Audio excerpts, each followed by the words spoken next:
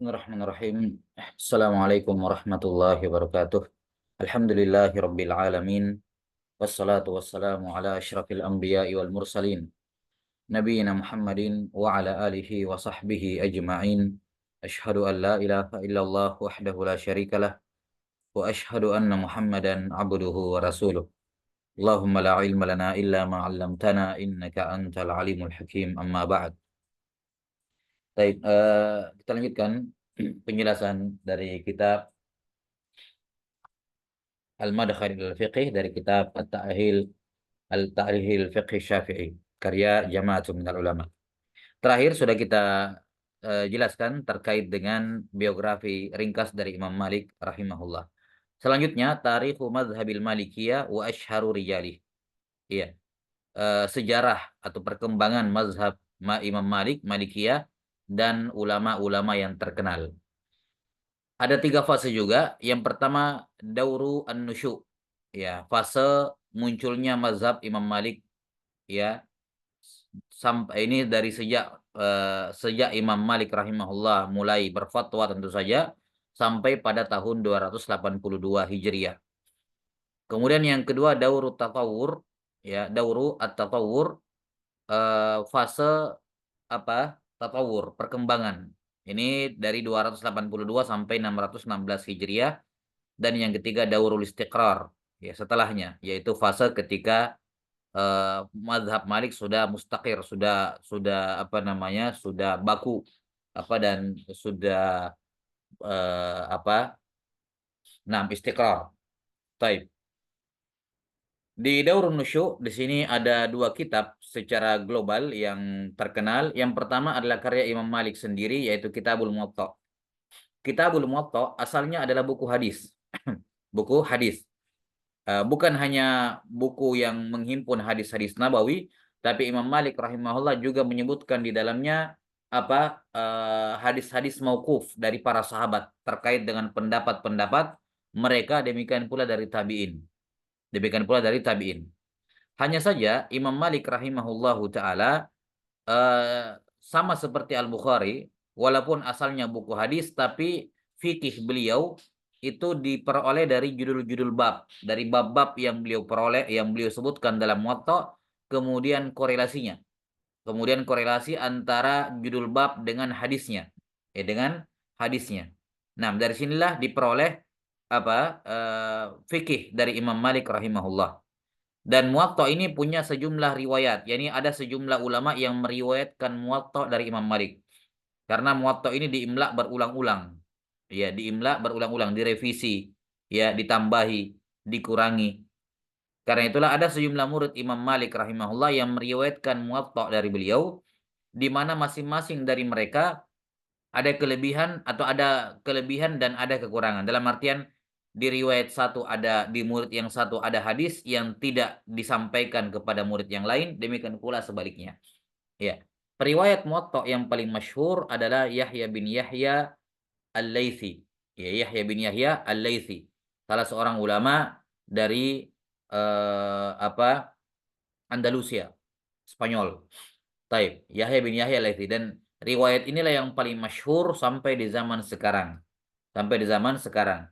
Di mana Yahya bin Yahya Al-Laitsi adalah salah satu dari orang terakhir yang mendengarkan Muwatta dari Imam Malik.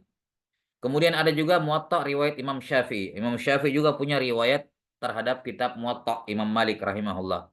Kemudian ada riwayat juga Muhammad Ibnul Hasan Asy-Syaibani, murid Imam Abu Hanifah tadi kemarin. Beliau juga berguru kepada Imam Malik dan meriwayatkan Muwatta juga. Ya, Muhammad Ibnul Hasan Asy-Syaibani. Kemudian juga ada riwayat Abu Mus'ab Az-Zuhri, ya, dari murid juga Imam Malik. Ini semua kalau digabungkan beberapa riwayat ini, maka bisa disatukan dan diambil faidah darinya. Ya, dan masing-masing riwayat Muwatta itu punya fawaid yang berbeda. Seperti Muwatta'nya Muhammad Ibnul Hasan Asy-Syaibani, selain beliau meriwayatkan hadis Muwatta, hadisnya Imam Malik, beliau menyandingkannya dan membandingkannya dengan mazhab imam beliau, Imam Abu Hanifah. Ya, Imam Abu Hanifah. Taib. Wallahu a'lam bishawab. Ini kitab yang pertama di fase ini. Kemudian fase yang kedua kitab Al-Mudawwanah. Mudawwanah ini adalah kumpulan ya kitab yang ditulis oleh 3 orang ulama. Yang pertama Ibnul Qasim, kemudian yang kedua Asad Ibnul Furat, dan yang ketiga Sahnun. Ya, rahimahumullahu taala. Ini juga kitab induk dalam mazhab Imam Malik Al-Mudawwanah masyhur. Kemudian di Daurut Tatawur ada sejumlah ulama besar yang punya kitab yang menulis dalam masalah dalam mazhab Imam Malik. Yang pertama Ibnu Abi Zaid Al-Qayrawani. Ya, kitabnya Ar-Risalah, berjudul Ar-Risalah. Di mana di awal kitab Ar-Risalah ini beliau tulis masalah iman, akidah, yang biasa disebut dengan Muqaddimah Al-Qayrawaniyah. Ya, Muqaddimah Ar-Risalah. Di Muqaddimah Ar-Risalah beliau sebutkan masalah iman, masalah tauhid. Ya, yang biasa disebut di pembahasan akidah dengan Muqaddimah Al-Qayrawaniyah. Taib. Ini Ibnu Abi Zaid rahimahullah, kitab Ar-Risalah. Kemudian yang kedua ada Al-Qadhi Abdul Wahhab, ya, punya kitab At-Talqin. Kemudian tentu saja Abu Umar Ibnu Abdul Bar rahimahullah, ma'ruf imam, ya, salah seorang beliau Ibnu Abdul Bar di mazhab Malikiyah itu bagaikan Imam Tahawi dalam mazhab Hanafiyah dan Al-Baihaqi dalam mazhab Syafi'iyah. Ya, mereka mereka inilah yang kemudian eh, menampakkan dalil-dalil dalam mazhab mereka masing-masing. Ya, mereka yang kemudian menyebutkan dalil-dalil dari mazhab mereka, dari masail dalam mazhab mereka. Nah, Ibnu Abdul Bar rahimahullahu taala. Beliau punya kitab Al-Kafi.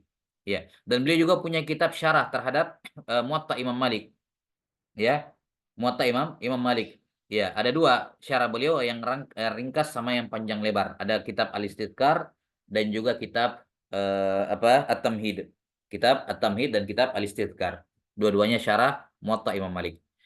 Kemudian ada Al-Baji rahimahullahu taala, kitabnya Al-Muntaqa. Kemudian ada Ibnu Rushd. Ya, zahirnya di sini Ibnu Rushd Al-Hafid. Ibnu Rushd cucu, kan ada kakeknya beliau juga disebut Ibnu Rushd. Ini penulis kitab Bidayatul Mujtahid.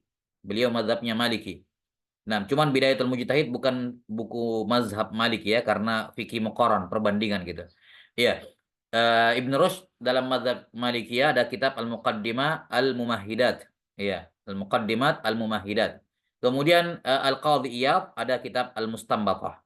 Ada kitab Al-Mustanbatah. Kemudian di Daurul Istiqrar ada sejumlah fuqaha, ya, Malikiyah. Yang pertama Ibnul Hajib, ya, penulis kitab Mukhtasar Ibnul Hajib. Beliau punya kitab Jami' Al-Ummahat. Kemudian Al-Qarafi, ini juga imam dalam usul fikih, Al-Qarafi rahimahullah, Az-Zakhirah. Kemudian ada Khalil, kitabnya masyhur Mukhtasar Al-Khalil, ya. Kemudian ada Al-Hattab, kitab Mawahibul Jalil. Kemudian ada Ad-Dardir, Asy-Syarhul Kabir, dan ada Ad-Dasuqi, Hasyiyah Ad-Dasuqi. Ini juga kitab yang ma'ruf dalam mazhab Malikiyah, Hasyiyah Ad-Dasuqi rahimahumullahu taala ajmain. Baik, ini secara ringkas terkait dengan kitab-kitab ulama dalam mazhab Malikiyah beserta kitab-kitabnya. Baik.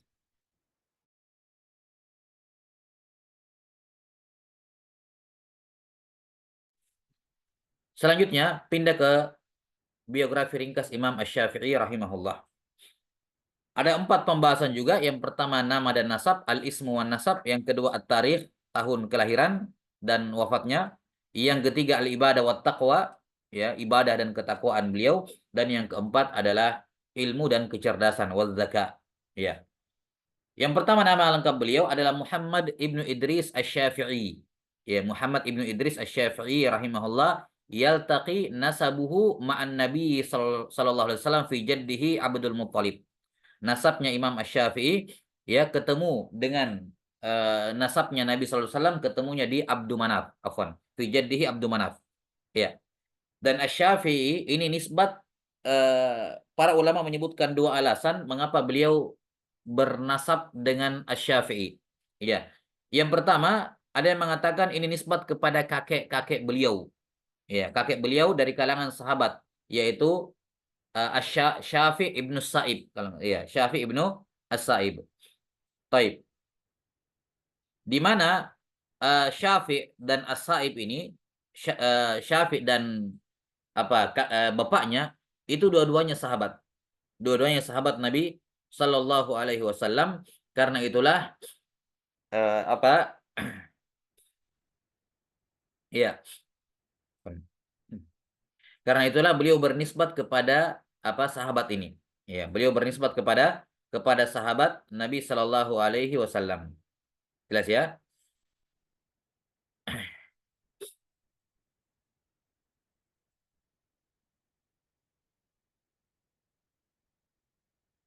Baik.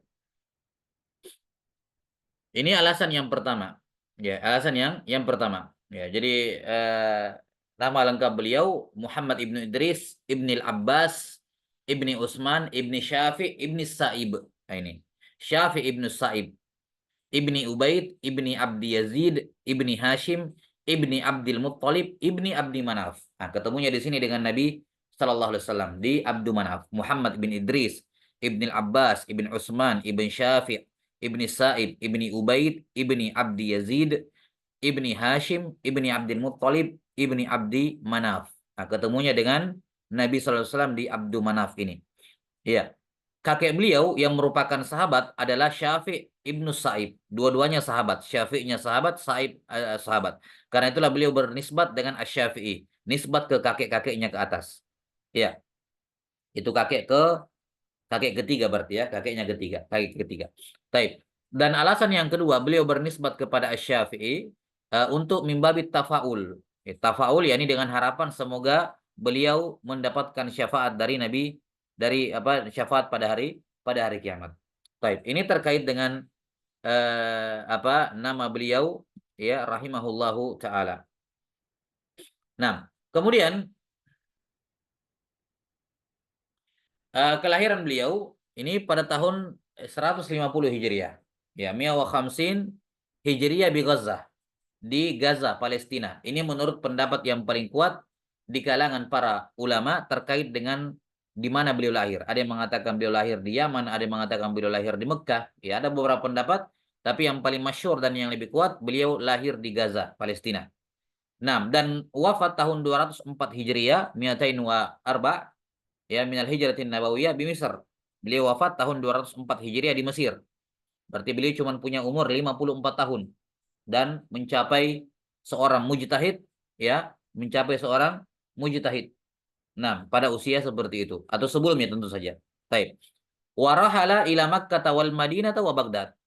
Beliau rahimahullah rihlah menuju Mekah, ke Madinah dan Baghdad. Yakni pada umur 2 tahun, ya ibu beliau jadi setelah lahir di Gaza, ya. Nah, dalam keadaan yatim. Nah, sebagaimana banyak ulama yang lahir dalam keadaan yatim mengikuti imam mereka Nabi Muhammad SAW, ya, maka ibu beliau ketika beliau baru berumur 2 tahun, ibu beliau membawa pulang Imam Asy-Syafi'i ke Makkah supaya nyambung nasabnya kepada keluarga ayahnya, ya, nyambung nasabnya dengan keluarga ayahnya karena beliau seorang Quraisy dari suku Quraisy, ya. Nah, Abdul Manaf. Maka dibawa pulang ke Mekah pada umur 2 tahun. Di Mekah beliau belajar kepada para ulama. Ya, beliau belajar kepada para ulama. Beliau mengkhatamkan Al-Qur'an kurang dari sebelum berumur 7 tahun dan menghafalkan Muwatta Imam Malik sebelum berusia 10 tahun. Beliau mengkhatamkan Al-Qur'an sebelum berumur 7 tahun dan beliau rahimahullahu taala mengkhatamkan atau menghafalkan Muwatta Imam Malik sebelum berusia 10 tahun. Nah, kemudian beliau rahimahullahu taala berguru apa kepada salah seorang fuqaha, salah seorang faqih Mekkah ketika itu yang kita sudah sebutkan namanya kemarin, yaitu Muslim bin Khalid Az-Zinji. Muslim ibn Khalid Az-Zinji, ya rahimahullahu taala. Nah, di mana di sela-sela beliau mulazamah dengan Muslim bin Khalid Az-Zinji ini, ya salah seorang faqih yang kita sudah sebutkan sebelumnya ya. Taib. Beliau juga belajar bahasa kepada Bani Hudzail. Bani Hudzail. Nah, Bani Hudzail ini bangsa apa kabilah asli orang Arab. Ya. Beliau rahimahullah belajar bahasa Arab dari mereka sampai kemudian menjadi pakar dalam bahasa Arab, bahkan ucapan Imam Syafi'i saking fasihnya beliau apa ucapan beliau bisa dijadikan dalil dalam nahwu, bisa dijadikan dalil dalam bahasa Arab. Kata Al-Asmu'i rahimahullah, salah seorang pakar bahasa Arab, Al-Asmu'i rahimahullah, beliau mengatakan sahahtu ya asy'ara Hudzail ala fatam min Quraisy. Ya, saya membenarkan, merevisi, membenarkan bait-bait syairnya Hudzail melalui lewat mulutnya seorang pemuda, ya, di apa seorang pemuda Quraisy di Mekah, yakni maksudnya Imam Asy-Syafi'i rahimahullah. Karena itulah para ulama mengatakan tentang Imam Syafi'i, yu'khadhu minhu lughah, yakni bahasa Arab diambil dari mulutnya beliau. Ya, jelas ya, dan ini tidak dimiliki oleh ulama manapun dari mazhab apa dari a'immatul madzahib yang lain. Ya. Jelas ya, hatta Imam Abu Hanifah, Imam Malik, Imam Ahmad, ya, bahasa mereka tidak bisa dijadikan dalil dalam bahasa Arab. Ya, cara pengucapan mereka. Tapi Asy-Syafi'i rahimahullah karena saking fasihnya, ya, dan beliau langsung mengambil bahasa Arab dari apa namanya intinya dari Bani Hudzail, maka apa bahasa beliau, kata-kata yang keluar dari mulut beliau itu bisa dijadikan dalil dalam bahasa Arab. Nah, setelah menyelesaikan belajar di Mekah sampai berumur 15 tahun, guru beliau Muslim bin Khalid Az-Zinji memberikan izin untuk berfatwa sebagaimana akan diterangkan nanti biidznillah. Kemudian setelah itu beliau rihlah ke Madinah sebelum berguru kepada Imam Malik. Sebelum beliau berguru, beliau sudah hafal Muwatta lebih dahulu sebagaimana sudah disebutkan. Nah, dan ini menunjukkan kepada kita seorang murid sebelum masuk ke kelas, sebelum bertemu dengan guru, dia baca memang, ya, baca terlebih dahulu apa yang akan dipelajari supaya dapat gambaran. Ya, jadi bukan dia melihat pelajarannya nanti di kelas.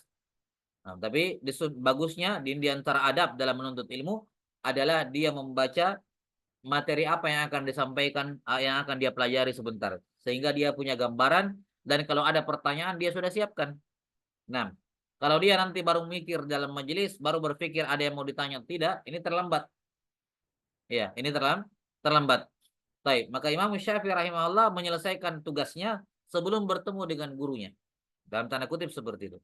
Ya, kemudian beliau rahimahullah mulazamah dengan Imam Malik sampai Imam Malik meninggal. Beliau mulazamah Imam Syafi'i berguru kepada Imam Malik sampai Imam Malik meninggal. Kemudian setelah Imam Malik meninggal, beliau kembali ke Mekah. Habis dari Mekah, beliau ke Baghdad. Beliau ke mana? Beliau ke Baghdad. Nah, sebelum ke Baghdad, beliau juga ke Yaman, sempat ke Yaman. Ya. Nah, cuman di Yaman ini ada khilaf terkait dengan apa yang beliau lakukan di sana. Ada yang mengatakan murni bekerja, ada yang mengatakan sambil apa mengambil ilmu di sana, ya, dari para ulama di sana. Tentu saja ini apa sahal ya. Nah, dari mana? Dari Mekah, dari Yaman ada masalah di sana sedikit, ada clash dengan pemerintah di mana beliau difitnah. Akhirnya beliau ditangkap dan dibawa ke ibu kota di Irak ketika itu, di Kufah tepatnya. Ya, ditangkap di sana. Ketika akan dijatuhi hukuman, datanglah Muhammad Ibnul Hasan Asy-Syaibani, muridnya Imam Abu Hanifah. Ya, muridnya Imam Abu Hanifah, kemudian memberikan syafaat karena beliau kenal Asy-Syafi'i, namanya sudah mulai didengar gitu. Ya, sudah mulai didengar ada ulama, ada apa namanya seorang pemuda yang kompeten dalam ilmu namanya Muhammad bin Idris. Ya, Imam Malik memuji beliau, memberikan izin untuk berfatwa juga. Imam Malik sudah mengakui. Baik. Maka ketika Muhammad bin Hasan mendengar anak muda ini mau dihukum di Kufah, apa di ibu kota ya, di Kufah, beliau segera datang dan memberikan syafaat. Dan suara beliau didengarkan oleh hakim ketika itu karena beliau orang terpandang juga, Syaibani rahimahullah. Akhirnya dilepaskan dari hukuman dan Imam Syafi'i tidak melewatkan kesempatan untuk berguru kepada Asy-Syaibani, murid Imam Abu Hanifah.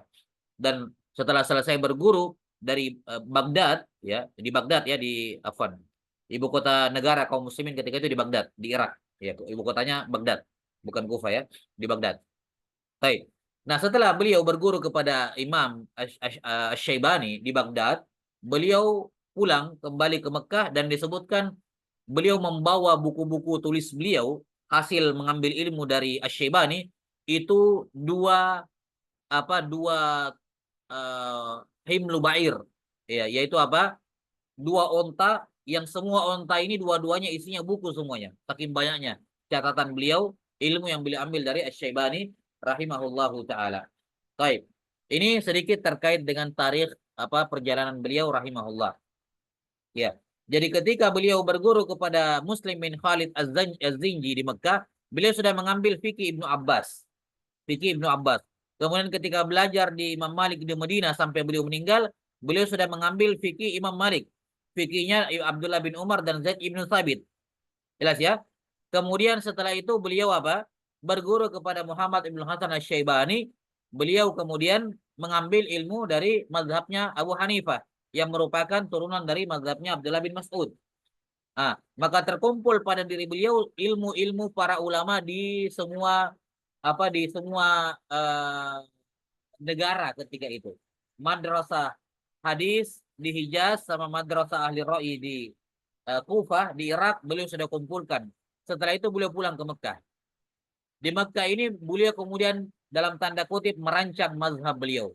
Ya, beliau pun mengeluarkan istimbatat, beliau mengeluarkan usul qawaid cara berdalil gitu ya. Cara berdalil. Nah, setelah itu beliau rahimahullah setelah jadi ya, sudah jadi dalam tanda kutip, sudah jadi mazhab qadimnya Imam Asy-Syafi'i rahimahullah, beliau kembali ke Baghdad untuk menguji. Untuk apa? Menguji. Karena Baghdad ketika itu istilahnya orang kota 1001 malam. Semua ulama dalam berbagai disiplin ilmu kumpul semua di situ. Kayak kota metropolitan, orang kerja apa cari semua di situ, pekerjaan. Ulama juga ngumpul.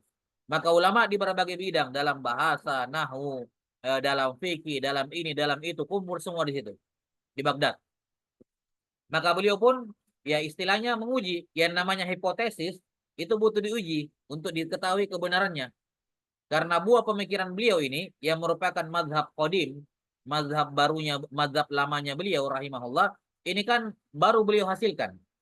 Ya. Beliau berijtihad sebagai seorang mujtahid mutlak, beliau mengeluarkan kawaid dan usul adillah. Setelah itu butuh diuji. Beliau ujilah kepada para ulama di Baghdad yang ketika itu dari berbagai mazhab ada di sana. Ya, beliau diskusi dengan murid-muridnya Imam Malik, beliau diskusi dengan murid-muridnya Imam Abu Hanifah, dan beliau menjaga argumen beliau tetap tegak gitu. Iya, beliau mendebat mereka semua dan sudah teruji. Ini menunjukkan bahwa cara berpikir beliau, mazhab beliau sudah teruji, sudah diakui oleh para ulama. Nah, di Baghdad inilah beliau diikuti oleh banyak ulama ya yang meriwayatkan mazhab qadim, mazhab lama beliau. Di antaranya seperti Abu Saur yang sudah disebutkan kemarin, Imam Ahmad bin Hambal juga berguru kepada Imam Malik di sini di Baghdad, karena Imam Ahmad ketika itu di Baghdad. Ya. Kemudian juga Az-Za'farani ya, juga mengambil ilmu dari Imam Ahmad di sini di Baghdad. Dari Imam Syafi'i di Baghdad. Nah, setelah itu beliau berhasil ya, setelah beliau mengetahui bahwa ini memang manhajiyah yang beliau tempuh ini sudah teruji dan diakui oleh para ulama. Nah, maka beliau kemudian kembali ke Mekah ya, kembali ke Mekah. Setelah itu balik lagi ke Baghdad sebentar ya, balik lagi ke Baghdad. Nah, ketika balik ke Baghdad untuk kedua kalinya kondisi politik lagi kurang bagus. Ya, kondisi politik kurang bagus. Beliau khawatir nanti terkena dampak buruk dari kezaliman pemerintah ketika itu, penguasa khalifah ketika itu. Maka Imam Syafi'i rahimahullah tinggalkan Baghdad menuju ke Mesir. Menuju ke Mesir di tahun-tahun terakhir beliau rahimahullahu taala, menuju ke Mesir. Di Mesir beliau eh, dapat ilmu yang baru di sana. Di sana ada fikihnya Al-Laits ibnu Sa'ad, warisannya dari murid-muridnya, gitu ya. Nah, ada informasi baru yang beliau tahu. Di sana ada sahabat Abdullah bin Amr bin As di Mesir, ya, ya kan. Jadi ilmunya diturunkan sama ulama-ulama di sana. Ya, ada hadis-hadis baru yang beliau dengar, ada pertimbangan, ada ilmu yang baru. Akhirnya beliau merancang ulang, merevisi kawaid dan usul mazhab yang beliau bentuk kemarin sebelumnya yang disebut dengan mazhabul qadim atau qaul qadim. Beliau merubah kawaidnya, beliau merubah usulnya dan merevisi semua fatwa beliau. Hampir semua fatwa beliau direvisi semuanya. Ya, jadi ini bukan sekedar berubah pendapat ya. Karena kalau sekedar merubah pendapat, semua ulama itu punya perubahan pendapat. Tapi ini beliau merevisi ulang semuanya, dicek satu persatu semuanya. Dari awal sampai akhir direvisi semuanya. Ya, di Mesir. Nah, inilah yang kemudian disebut dengan istilah al-qaulul jadid atau al-madhabul jadid, mazhab terbarunya Imam Asy-Syafi'i. Dan inilah qaul jadid, inilah yang kemudian sah dinisbatkan sebagai mazhabnya Imam Asy-Syafi'i. Mazhabnya Imam Asy-Syafi'i ini ijtihad terbaru beliau. Jelas ya? Baik, ini sedikit tentang perjalanan hidup beliau rahimahullah sampai beliau meninggal di Mesir. Kemudian disebutkan di sini al-ibadah wa taqwa. Ibadah dan takwa beliau. Qala Rabi' bin Sulaiman. Nah, di Mesir ini beliau punya sejumlah murid yang meriwayatkan mazhab qadim, mazhab jadidnya beliau. Ya, salah satu dua yang paling masyhur tentu saja ada Al-Muzani dan Al-Buaiti.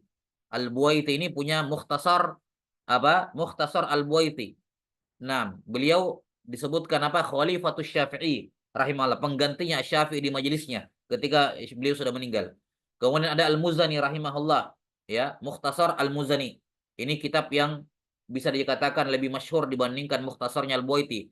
Ya, tapi dua-duanya punya peran penting dalam penyebaran mazhab Imam Asy-Syafi'i. Kemudian ada juga murid beliau Ar-Rabi' ibnu Sulaiman Al-Muradi. Ini juga periwayat mazhab beliau, Ar-Rabi' ibnu Sulaiman Al-Muradi. Ada juga Ar-Rabi' ibnu Sulaiman Al-Jizi. Jadi Imam Syafi'i punya dua murid yang namanya Ar-Rabi' ibnu Sulaiman. Satunya Al-Muradi, satunya Al-Jizi. Al-Muradi lebih masyhur. Baik. Bagaimana ibadah dan ketakwaan beliau? Disebutkan qala Rabi' ibnu Sulaiman. Ini Rabi' ibnu Sulaiman kalau diitlakan maksudnya Al-Muradi tadi. Kana Syafi'i rahimahullah yahtimul Qur'ana fi syahri Ramadhan 60 khatmah. Imam Syafi'i rahimahullah mengkhatamkan Quran di bulan Ramadan 60 kali. Ya. Jadi kurang lebih satu hari dua kali khatam. Satu hari di bulan Ramadan dua kali khatam. Ini ya, selain ilmu yang luar biasa diimbangi dengan ibadah yang luar biasa. Baik, maka selayaknya seorang muslim, ya, seorang penuntut ilmu mengimbangi ilmu dan ibadahnya. Tidak kemudian ibadahnya berkurang gara-gara dengan alasan karena sibuk menuntut ilmu, ya, atau sebaliknya. Nah, dan tidak ada yang mempertentangkan keduanya kecuali memang orang yang tidak paham saja. Ya. Ibadah dan ilmu ini berjalan bergandengan sebagaimana yang nampak dari para ulama.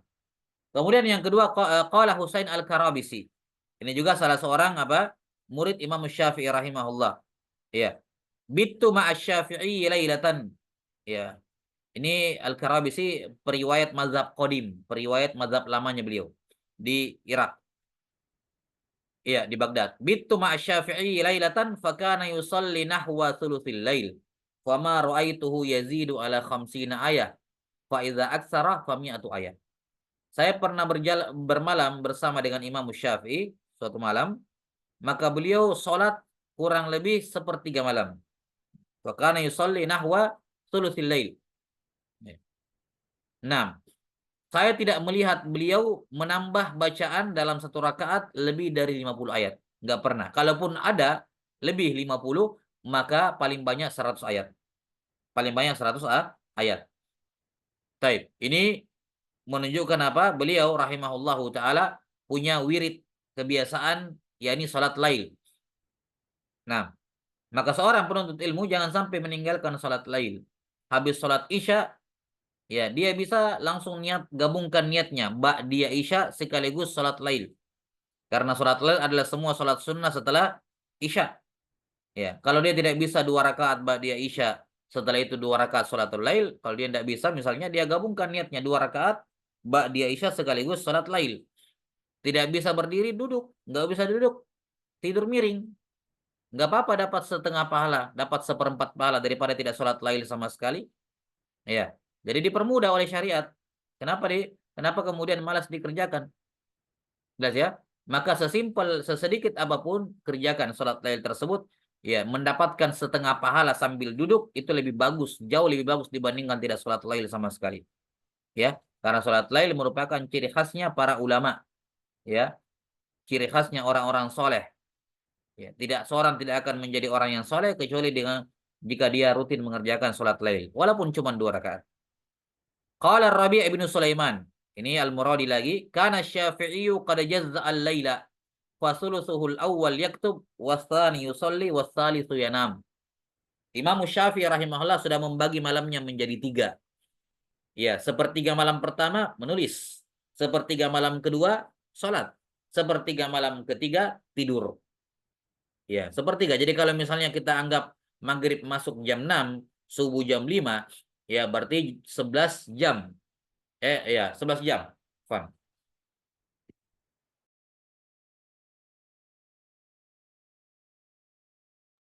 Iya.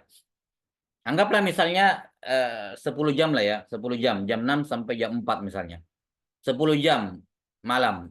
10 jam dibagi 3, berarti masing-masing 3 jam 20 menit. 3 jam 20 menit. Nah, tinggal dibagi 3. Sepertiga pertama untuk belajar. Ya. Sepertiga kedua sholat, sepertiga ketiga tidur. Maka tidak ada istilahnya begadang. Tidak tidur di malam hari itu enggak. Itu bukan kebiasaan yang baik. Dan itu bukan kebiasaan para ulama. Begadang, tetap mereka tidur. Ya mungkin pada keadaan tertentu, di momen tertentu, mungkin. Tapi bukan pekerjaan tiap hari tidak tidur itu. Ya, nanti siangnya baru tidur. Enggak. Ya, jelas ya. Dan sahar begadang untuk hal yang tidak ada gunanya. Ya, setelah sholat isya hukumnya makruh. Ya, karena Nabi SAW yakrahu nauma qablaha wal haditha ba'daha. Nabi SAW itu benci, tidak suka ya tidur sebelum sholat isya dan berbincang-bincang setelah isya. Ya ini pada obrolan yang tidak ada gunanya. Ya. Nah, pada obrolan yang tidak ada gunanya. Baik, maka seorang penuntut ilmu memaksimalkan waktunya di malam hari. Ya, sudah tidak ada kerjaan tidur. Nggak usah ngelantur ke sana kemari. Ya, nggak usah melakukan hal-hal yang tidak bermanfaat. Tidur. Nah, kemudian yang terakhir al-ilmu wa zaka, ilmu dan kecerdasan beliau. Ya, hafizal Qur'ana fis sabi'ah wal muwatta'a fil ashirah wa ajazahu syekhuhu Muslim Ibnu Khalid Az-Zinji bil ifta'i Az-Zinji bil ifta'i wa huwa fil khamisata asyar. Beliau menghafal Quran pada umur 7 tahun, menghafal Muwatta pada umur 10 tahun, dan guru beliau Muslim bin Khalid Az-Zinji memberikan izin untuk berfatwa. Sudah boleh menjawab pertanyaan. Ya, pada umur 15 tahun. Taib. Ini menunjukkan pengakuan dari Al-Faqih Muslim bin Khalid Az-Zinji kepada Imam Syafi'i ketika beliau baru berumur 15 tahun. Baru 15 tahun. Sudah berfatwa. Rahimahullah menunjukkan keseriusan belajar sebelum usia itu. Sebelum usia itu. Qala Ibnu Uyainah asy-Syafi'i afdalu ahli zamani. Ya, Sufyan Ibnu Uyainah berkata dan Sufyan Ibnu Uyainah termasuk gurunya Imam Asy-Syafi'i. Termasuk guru beliau. Kata Ibnu Uyainah asy-Syafi'i adalah manusia yang paling utama di zamannya. Di zamannya. Qala Ahmad, Imam Ahmad, ya, muridnya Imam Syafi'i meriwayatkan mazhab qadimnya beliau di Baghdad. Kata beliau, ma ahadun massa mihbaratan wala qalaman walisyafi'i fi unuqihi minnah illa walisyafi'i fi unuqihi minnah. Ya ini kalam, ini bukan ucapan hiperbolik ya. Ini bukan Imam Ahmad melebih-lebihkan. Memang demikian kenyataannya. Kata beliau rahimahullah, tidak ada seorang pun yang menyentuh tinta, yakni menulis. Ya, wala qalaman dan tidak juga pena kecuali Imam Syafi'i berjasa kepadanya. Ya. Wasadaqa rahimahullah. Ya, kita tahu bahwa bagaimana pergelutan saling membenci antara madrasah ahli ra'yi dengan madrasah ahli hadis ketika itu. Ya, sampai datang Imam Syafi'i mendamaikan mereka dan mendudukkan permasalahan.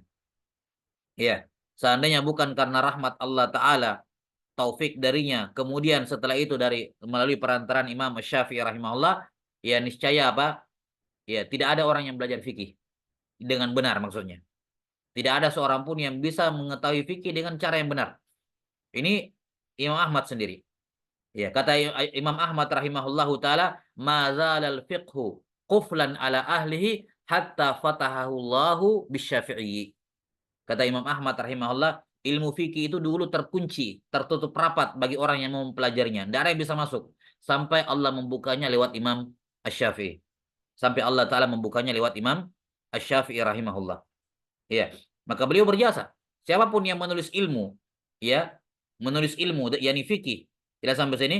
Setelah zaman itu, maka semuanya, ya, berutang budi kepada Imam Asy-Syafi'i rahimahullahu taala karena beliau yang membuka usul fikih itu lewat ilmu usul fikih.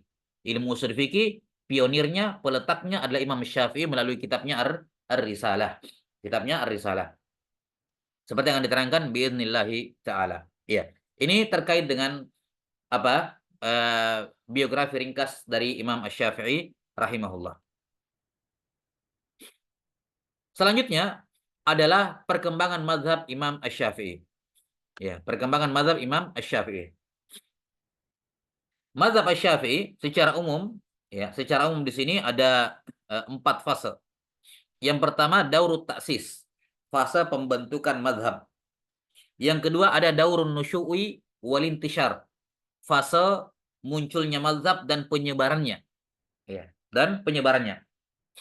Kemudian yang ketiga ada daurut tahrir, fase penyeleksi. Jadi pendapat-pendapat dalam mazhab Syafi'i diseleksi untuk dieliminasi yang tidak benar, mana yang sah sebagai pendapat mazhab Syafi'i, mana yang bukan gitu, dieliminasi. Ini fase tahrir yang pertama. Yang fase yang terakhir, yang keempat, daurut tahriri tsani, fase seleksi yang kedua. Fase penyeleksian yang kedua. Baik, ini 4 fase perkembangan mazhab Imam Asy-Syafi'i. Ya, wallahu a'lam bissawab. Sebelumnya di situ disebutkan di kanan atas ya. Madza ta'rifu anil madhhabil qadimi wal jadid? Apa yang kamu ketahui tentang mazhab qadim dan mazhab jadid? Baik. Sudah kita sebutkan sebelumnya bahwa mazhab qadim adalah semua pendapat-pendapat fatwa karya tulis Imam Asy-Syafi'i sebelum masuk ke Mesir. Sebelum masuk ke Mesir, baik yang beliau tulis di Mekah atau yang beliau tulis di Irak, di Baghdad ya. Nah, semuanya ini namanya mazhab qadim, mazhab lama atau qaul qadim. Ya. Sementara mazhab jadid atau qaul jadid adalah semua pendapat dan karya tulis beliau setelah di Mesir. Setelah di Mesir. Nah, fase perkembangan ini yang akan dibahas di sini di 4 fase perkembangan ini terkhusus untuk mazhab jadid saja. Di sini tidak disinggung mazhabul qadim karena secara apa istilahnya? Secara istilah ya, secara aturan Imam Syafi'i sudah meninggalkan semua pendapat lama beliau. Jadi tidak sah lagi dianggap sebagai mazhab Asy-Syafi'i, nggak sah lagi. Nggak bisa kita katakan ini pendapat Imam Syafi'i padahal pendapat itu beliau utarakan di Baghdad. Itu tidak boleh. Ya. Makanya di fase perkembangan mazhab yang dimaksud dengan fase perkembangan mazhab di sini adalah mazhab yang jadid, yang terbaru, bukan yang qadim. Jelas ya? Di mazhab al-qadim Imam Syafi'i melahirkan 2 karya tulis yang ma'ruf. Yang pertama kitab Al-Hujjah dalam fikih dan yang kedua kitab Ar-Risalah dalam usul fikih. Ya, dalam usul fikih. Baik. Jelas sampai sini? Ini 2 kitab. Di mazhab jadidnya beliau punya sejumlah karya tulis. Oh, ini paling banyak di mazhab jadidnya beliau. Dalam fikih ada kitab Al-Um, ini mazhab jadidnya beliau. Dalam usul fikih ada Ar-Risalah Al-Jadidah. Jadi risalah yang beliau tulis di Baghdad, beliau tulis ulang, direvisi ulang di Medina di Mesir. Nah, itulah yang sampai kepada kita sekarang ya, yang dicetak itu risalah jadidah, bukan risalah yang qadimah, risalah yang lama. Itu dibangun merupakan pondasi mazhab lama beliau. Adapun risalah jadidah itu pondasi dari mazhab beliau yang terbaru. Nah, antara mazhab qadim dan mazhab jadid yang sah dikatakan sebagai mazhab Imam Syafi'i adalah mazhab al-jadid. Karena itulah para fuqaha asy-Syafi'iyah dalam berbagai permasalahan selalu berfatwa dengan qaul jadidnya Imam Asy-Syafi'i. Ya, jelas ya. Jadi pendapat yang mu'tamad, pendapat resminya mazhab Syafi'iyah itu adalah semua qaul jadidnya Imam Asy-Syafi'i, kecuali pada belasan permasalahan di mana para fuqaha Syafi'iyah sepakat menyatakan bahwa qaul qadimnya Imam Syafi'i lebih kuat dalilnya, lebih sah dan lebih kuat dalilnya. Maka mereka mengatakan dalam belasan permasalahan ini qaul qadim lebih kuat dan lebih layak dikatakan sebagai mazhab Asy-Syafi'i. Mazhabnya Syafi'iyah. Dan ini menunjukkan bahwa para fuqaha Syafi'iyah tidak taklid kepada Imam Syafi'i. Iya, tidak taklid kepada Imam Syafi'i. Jelas ya? Dan ketika mereka mengikuti Imam Syafi'i itu bukan karena dari kalangan ulama-ulama mujtahid ya di dalam mazhab Syafi'i, Ketika mereka mengikuti Syafi'i bukan karena taklid, karena mereka juga mujtahid, melainkan karena hasil ijtihad mereka kebetulan dalam tanda kutip sama seperti ijtihadnya Syafi'i, karena itulah beliau mengikutinya. Mereka mengikutinya. Buktinya apa? Buktinya tidak semua pendapat terbaru Asy-Syafi'i diikuti. Ada belasan permasalahan mereka mengatakan pendapat lamanya Asy-Syafi'i, qaul qadimnya beliau lebih kuat. Ya, lebih lebih kuat. Karena itulah mereka berfatwa dengan pendapat lama dan meninggalkan pendapat baru beliau dalam belasan permasalahan ini. Selain dari belasan permasalahan ini, maka mereka mengikuti yang jadid. Itulah yang mu'tamad dalam mazhab Syafi'iyah. Baik, wallahu taala alam bisawab. Ya. Saya kira ini sebagai pengantar terkait dengan apa? Biografi Imam Syafi'i rahimahullah. Insyaallah taala kita akan jelaskan terkait dengan fase perkembangan mazhab pada pertemuan berikutnya. Naktabi bihadzal qadar, sallallahu ala nabiyyina Muhammadin wa ala alihi wa sahbihi wasallam. Walhamdulillahirabbil alamin. Assalamualaikum warahmatullahi wabarakatuh.